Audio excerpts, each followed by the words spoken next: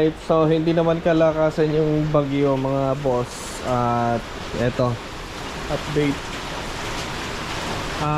Palandfall na yung bagyo.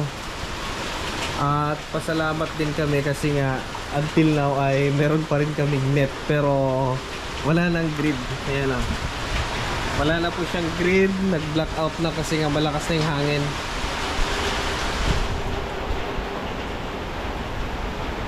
Yan ang kagandahan. Meron kaming kuryente kahit bumabagyo. Yun ang kagandahan ng may sariling solar setup. Nasa 8 o'clock yata ngayon. Tingnan natin para sure tayo. Check natin. Ang time natin ay nasa 8:02. So binalot ko lang yung battery kasi nga yan ay hindi siya splash proof. Papasukin ng tubig sa loob. Pero itong inverter ni Day na 3.6 kW, yan ang IP65. So splash proof siya. Yung ating circuit breaker box IP65 din. So kahit mabasa yan ay okay lang. Yung ating thunder box tinanggal ko muna. So kung sakasakali at magkaroon ng mga power interruption, may mga problema, so willing natin na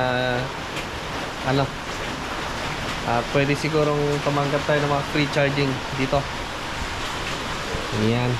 Pero sana walang nasirang mga poste.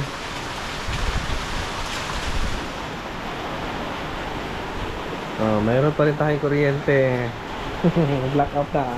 Yan ang kagandahan talaga, guys. Diba, liwanag.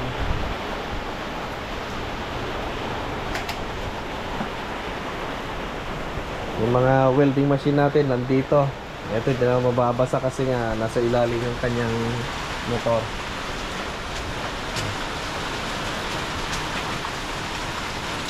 Yung mga wirings nandito lahat. Mahirap na kasi, baka mamaya malakas. Hindi natin kasi alam kung gaano kalakas yung mas maganda, safe. Kahit sabihin natin hindi siya malakas yung hangin, kung may debris na lumilipad at malakas yung impact niya, ay malaki problema.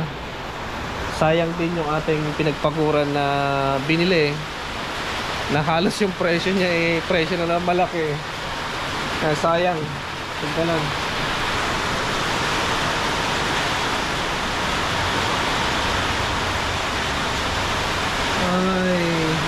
Hanggang ganyan na lang sana.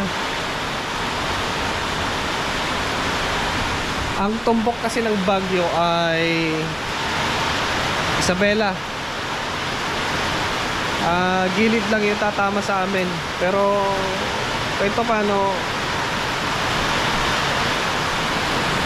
hindi masyado.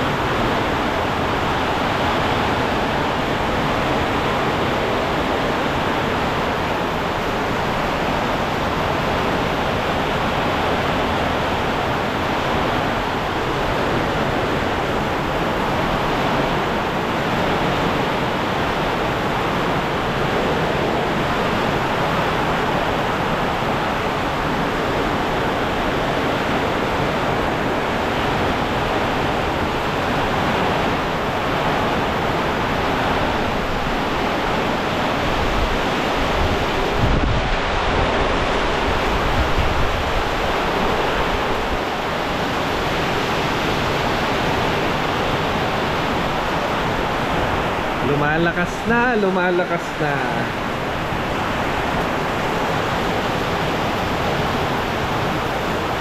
Ang expected na landfall niya talaga ay alas 9, alas 10. Lapit na, malamang yan na yun.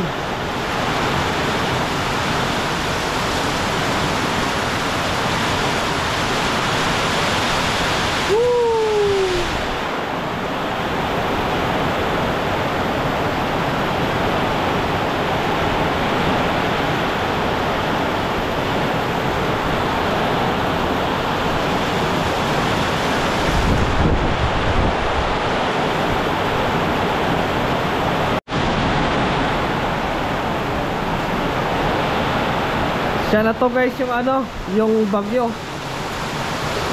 Ayan, siya na yan. Malakas na.